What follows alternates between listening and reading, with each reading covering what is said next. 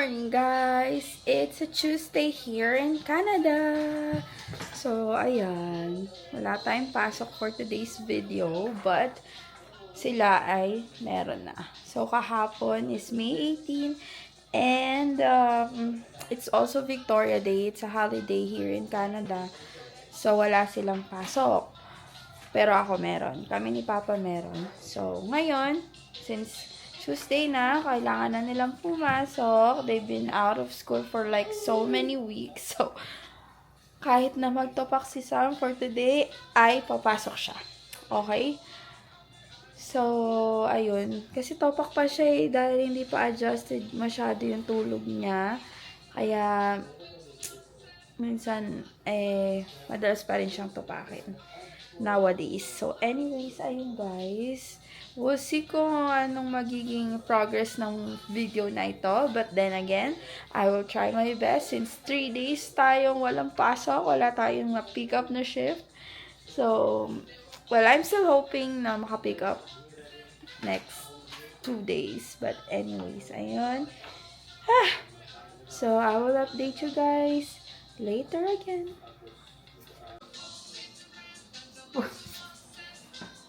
Hey guys! Umiikot.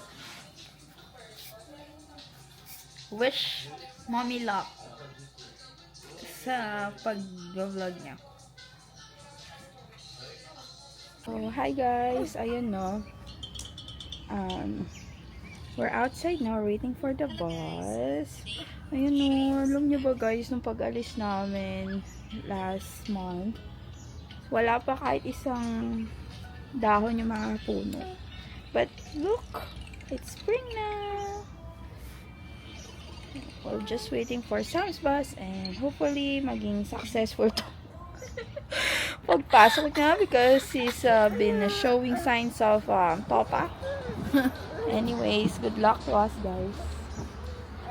And we'll see you guys later, okay?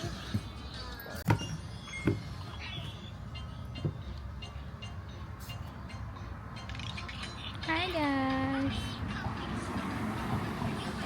Science na paparating na ako. Second subject na. Do you know the trend on TikTok? Yung parang ano po, yung sabi, science na paparating na ako. Parang ano, parang oo, ganon. Like, pauwi na, ganon. Or like, nagtutugtog na ko yung favorite nilang song. Or like, basta. Funny lang. Diba, Mimi? Hi! Don't include that one. You're so cute! Say bye-bye. Say mama. Say school. School. Mommy tululaway. Where's your eye? Eyes. Eyes. Where's your eyes? Eyes and ears and mouth and nose. Where's your cheek? Shoulders and toes. Can you show flying kiss? Flying kiss. Flying kiss here. Here. Kiss to the camera. Here. Flying kiss to the camera.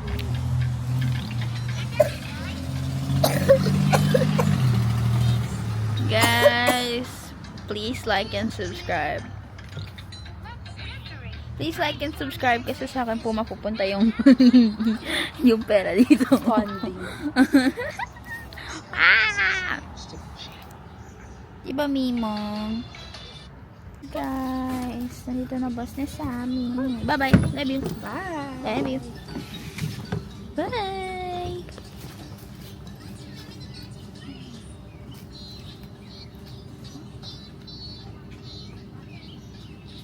Oh no. Hoy, ba't ganyan? Okay, guys. I forgot how this works. Anyway, guys.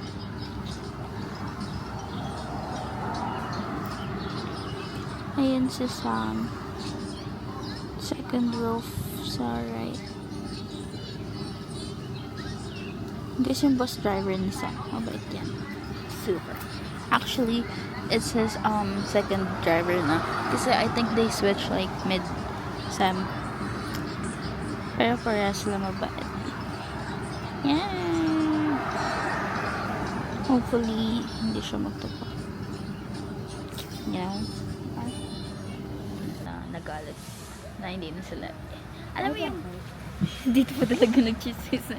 Ayun yung friend. Ay, di ba nag-stop kami mag-hangout with each other? Kasi parang wala lang, hindi naman talaga ako pag nakakasama sa kanya, di ba? Tapos ano tawag ba? Bila lang naging mag-close nun. Bila lang ako na. Kasi parang hindi ko lang isang gusto ka. Kasi parang sigaw na naging siyang bat na bagay niya na kinuha sa girl niya na pinapalik. Tapos parang nagalit girl. Kasi sa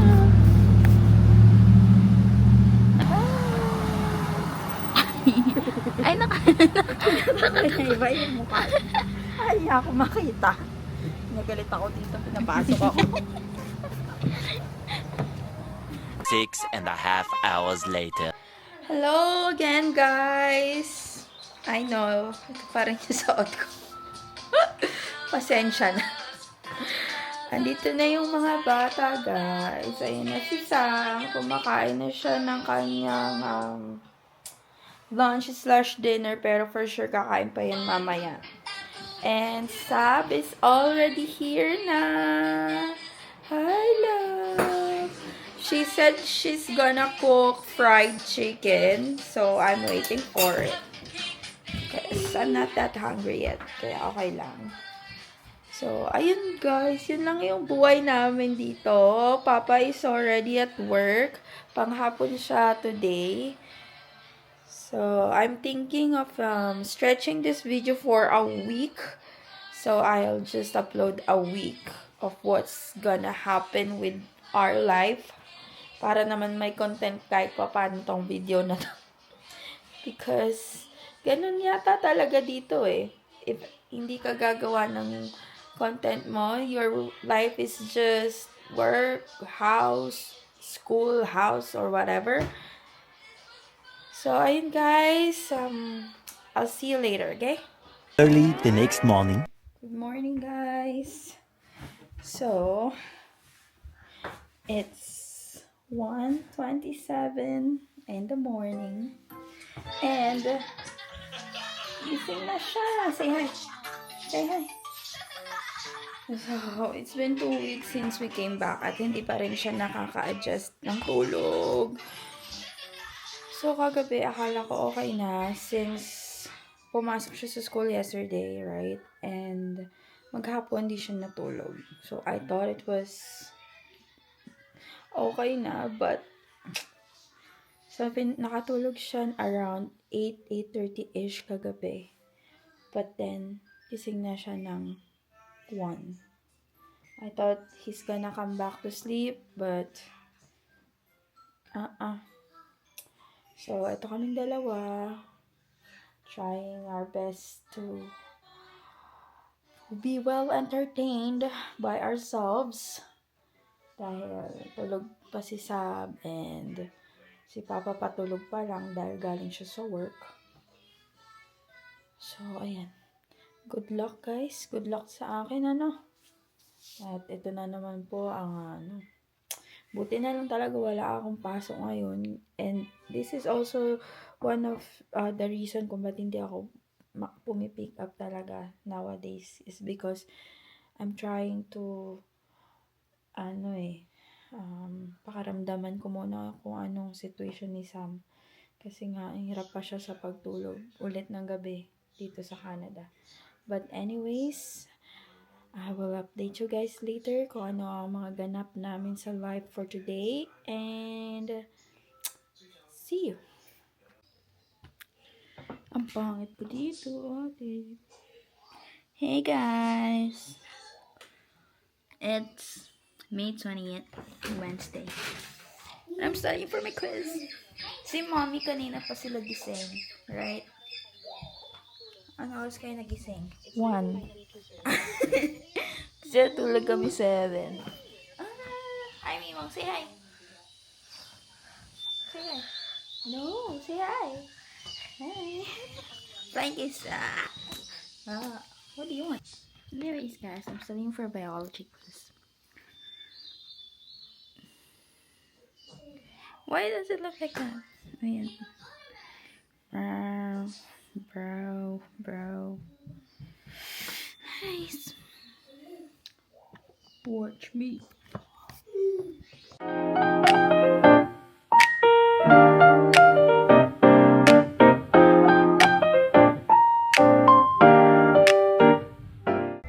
Hey guys. I just got home and we're gonna go to the grocery. Actually, half day ako ngayon. Yay! Guys, tinapos ko lang yung quiz ko. Tapos na. Uwi na ako. Tapos, alam mo ba, guys, every morning kasi minamanifest ko na wala yung math teacher ko. Tapos wala siya na yung kanina. Yay! Tapos, di ba kasi every time na you have to leave school, every time you're gonna leave school, kailangan mo mag-sign out sa attendance office. Tapos, nag-sign out ako kanina. Sabi nung attendance, yung staff, basta, hindi ko na paano basta, sabi niya, signing out again? Parang, every week, ilang beses niya ako nakikita sa attendance office. Never na ako naka-kompleto ng araw. Yun lang. Bye!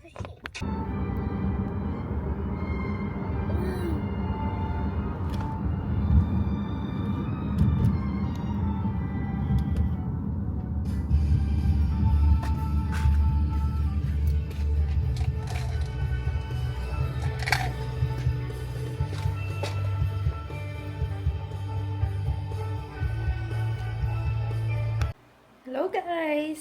And wala akong pasok. Actually, hapon na. 2:00 na ng hapon. And wala akong pasok. Wala din pasok si Papa. Tapos meron na naman batang umuwi ng maaga. Sino yun? Nakatulog ako kanina umaga dahil puyat ako kagabi. Dahil si Sam, 1:00 pa lang ng madaling araw, gising na. Pero nagtagumpay naman ako, napapasok ko siya sa school. Pero pag gising ko, ng 12:00, meron ng batang umuwi galing school. Tapos, ang daming message sa phone ko, 20 messages, saying na uuwi daw siya. Ano sasabi mo, girl? Hindi yun lahat uuwi ako. Sa kasipagan natin, ha? So, wala kasi ang gagawin afternoon. So, ayun guys, no. Kakain lang namin ni Papa ng brunch. Kasi nga nakatulog ako. Hintayin niya pa ako para kumain. Tapos, maghugas lang ako. And then, inintay lang natin umuwi si Sam. And mamaya, alis kami. Punta kami kay Dr. Y. He is our chiro/orthotics doctor. Ipipick up namin yung shoes na nakuha namin from Papa's insurance. So, may pa-free shoes yung company ni Papa sa insurance niya. Kukunin namin. And si Sab, sobrang bait ni Dr. Y. Siningit kanya for 6 p.m. Sarado na yung clinic nun, guys. Hanggang 5 lang or 4:30 yung clinic. Pero siningit si Sab. Oo. Tumawag siya sa akin. Tapos tinatanong niya kung kailan ko pipick upin. Kasi nag-voicemail ako sa kanya kahapon. Sabi niya, kailan ko daw pwede pick upin yung shoes. Kaso daw sinend niya na daw sa Philippines. So, paano ba daw? Hindi, nilalako niya ako na sinend niya na sa Philippines yung shoes. Sabi ko, Dr. Y, hindi magtugma yung schedule kasi di ba si Papa, walang pang umaga siya. So, pag ikaw yung chinek up, kaya gabantay kay Sam. Kailangan kasama ni Papa, tas wala akong may pasok ako. Tas ayun, nag-decide na lang si Dr. Y na, sige, pumunta kayo ng 6. Sisingit ko si Sabrina para masukatan na siya. So, ayun, anyways, thank you, Lord. Kaya, ayan. Mamaya sasama namin kayo and para makita niya aming free shoes.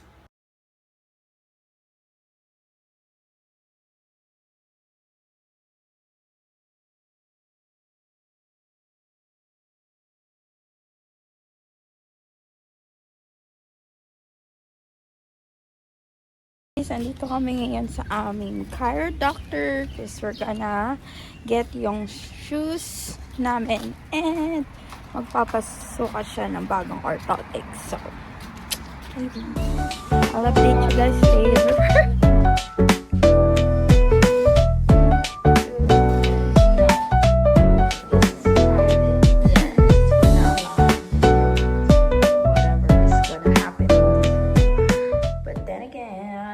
Here she is getting her orthotics.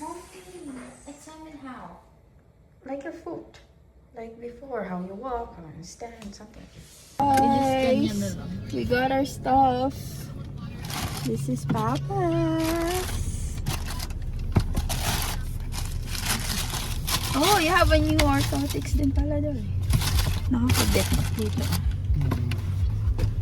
Si Sab, iniskan yung fit eh.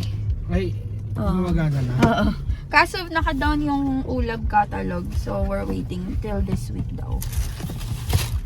Paano kung isi-send ba na lang? Oo, pero wait lang. And this is mine. Papa, look. Ta-da!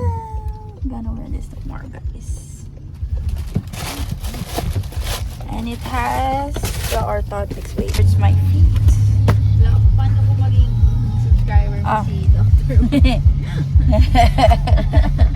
Thank you, Dr. Y, for our new kicks. Hi guys, we're back home. So, ayun no, nakuha na namin yung new shoes namin. So, I'll let you guys see it. Ta-da! So, ba't nga ba kami may new shoes? Because of Papa's insurance. Kaya, thank you, Papa. Without your insurance, we won't be having new shoes. And ang magandaan kasi dito, guys, it also has an orthotics. Yan. Na ano talaga siya doon sa ano ng paa mo. What do you call that, babe? Naka-align talaga siya doon sa mismong sole ng paa mo. So, para hindi siya sumakit and all that. So, ayun. So, we're gonna try it and see kung we got the right size. So, si Sab, nakapagpasukat na din siya today. And hopefully by few weeks, makuha niya na din yung ta-da, guys! So, got my new